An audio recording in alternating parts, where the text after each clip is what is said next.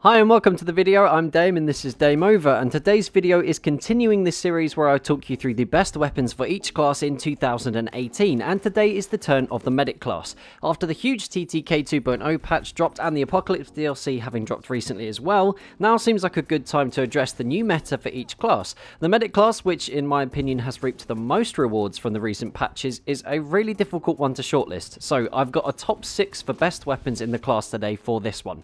I've already got a couple of videos in this series out, and if you want to see them, I've left links to them in the description, and if you enjoy them and this video, then I'd be grateful if you'd consider hitting the like button and subscribing too, so you can keep up to date with the rest of this series. So let's jump straight to it and take a look at our first weapon, the M1907 SL Sweeper, and this was for a very long time the single most used medic rifle by quite a large margin, but has been caught up by some of its competitors since the new year with the TTK 2.0 patch and other DLCs that have dropped as well. The SL Sweeper is considered one of the easiest weapons to use in close quarters thanks to the fully automatic mode, and was often chosen over the 8.25 extended because of its increased lethality at mid-range too. It's sort of a jack of all trades weapon. It doesn't excel particularly in any one area, but still has the potential to do a lot of damage, and within 30 meters is a millisecond slower than the Fedorov Aftermath for time to kill. If you consider its 3-shot kill range also extending to 38 meters and the large 21 round mag, there's a lot of potential against a variety of opponents and loadouts. Personally, I prefer the trench variant as the spread statistics are much better when you hip fire, but I understand why the majority of people choose the Sweeper, as the full auto mode does make it much easier to take advantage of its pretty fast fire rate. Next up, we got the Farquar Hill, another jack of all trades weapon. I always go for the optical variant as it has far better spread statistics than its Storm counterpart, and sometimes the Storm has some issues with ghost bullets. The TTK 2.0 patch saw the Farquar Hill having even more improvements than the other medic rifles in terms of spread and overall accuracy. The slower fire rate and higher recoil when compared to the SL Sweeper makes this weapon a little harder to use, but the Farquar Hill's 3-shot kill range extends all the way out to 54 meters. In my experience, I found the Farquar Hill isn't bad at anything really. It obviously excels at mid-range, but even in close quarters you stand a decent chance of winning the fight if you can get the first shot off.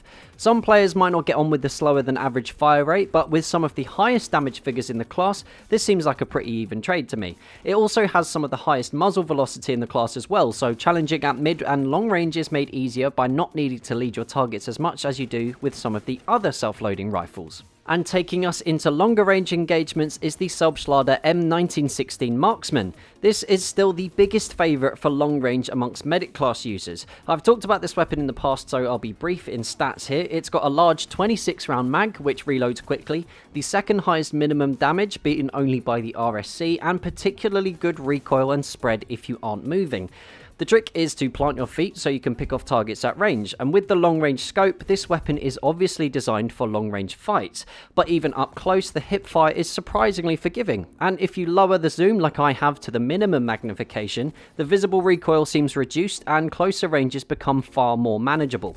In addition to all of this, the Saab Slider M1916 has a 3-shot kill potential at every range.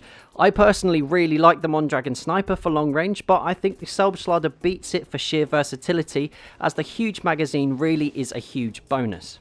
Sticking to long-range rifles, we've got the RSC 1917 Factory, and this is the medic weapon I think has had the most improvement since the TTK patch. It still is a bit of a skill cannon, but since the patch dropped, the skill ceiling has lowered considerably, meaning it's become far more popular. As I mentioned before, it's got the highest minimum and maximum potential damage. It also has pretty drastic recoil and spread statistics and the slowest rate of fire in the class, but don't let all of this fool you. The RSC is now a 2-tapping monster. All the way up to 70 meters, it needs only 2 shots to land for a kill, and it currently holds the record for fastest time to kill within the medic class.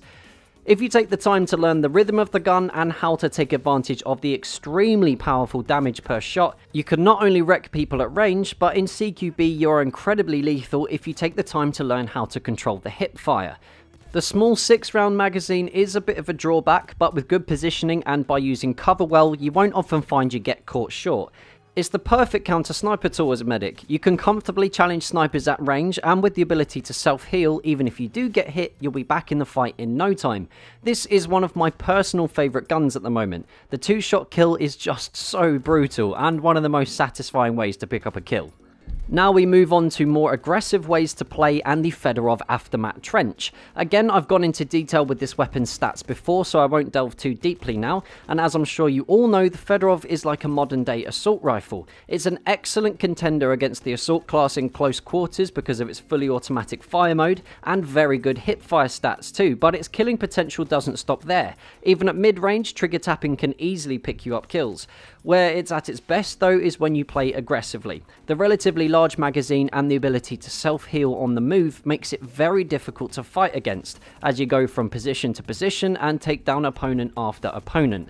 Overall, it's not actually that difficult to use either, so it's pretty clear to see why it's in second place for most kills with a medic rifle since the end of January. Which brings us on to our final gun and the number one for kills since the TTK 2.0 patch dropped at the end of January. As you can see from the footage, that weapon is the Autoloading 8.25 Extended. Before the TTK patch, this rifle was the weapon of choice for hardcore medic users. Its close quarters killing potential was next to impossible to compete with unless you're using a shotgun, and even then you'd have to hit your shot first time or risk being killed very quickly. The TTK patch brought increased accuracy to the medic class overall and increased damage per shot, meaning the 8.25 can now drop players in just 3 shots up to 22 meters, and from 39 meters plus, it only takes 5 bullets to kill. It seems as though the 8.25 has been unleashed from its very restricted close range capabilities, and now even at mid-range can absolutely rinse people. With a quick trigger finger and decent control of the weapon, you'll find yourself picking up kills from ranges that you were simply not able to last year. To me, this all seems like a collection of unnecessary buffs, as the 8.25 was already so good in its specialised range. For me though, this is now the go-to weapon for mid-range and close quarters fights. The level of versatility has jumped right up, and in a skilled player's hands it is so difficult to fight against. I'd say that the Autoloading 8.25 is the most worthy of the number one spot in this shortlist. But that's just what I think. What is your favourite medic rifle of 2018? Do you think the 8.25 is too good? Were there any weapons I missed off the list? Let me know in the comments below. And now a quick thank you to those of you who are helping me not get game over by supporting the channel through Patreon. Today sees a new face added to the list, one which some of you guys might recognise, and that's my twin brother Luke Walsh. Thank you all for becoming patrons. You guys are the reason I'm able to continue making regular content. And if you'd like to join these guys and become a patron yourself, then I've left a link to the Patreon page in the description and my pinned comment, where if you'd like to, you can donate from just $1 a month. So if you had a good time, make sure you hit the like button. If you're new around here, hit the subscribe button too. Make sure you've hit the bell button for notifications too, so you don't miss any future posts, as YouTube have admitted recently to not alerting all subscribers via their subscription boxes. Yep, I'm just as confused as you are about it, and feel free to share this video with whoever and wherever you like. And until next time, that's game over. Peace.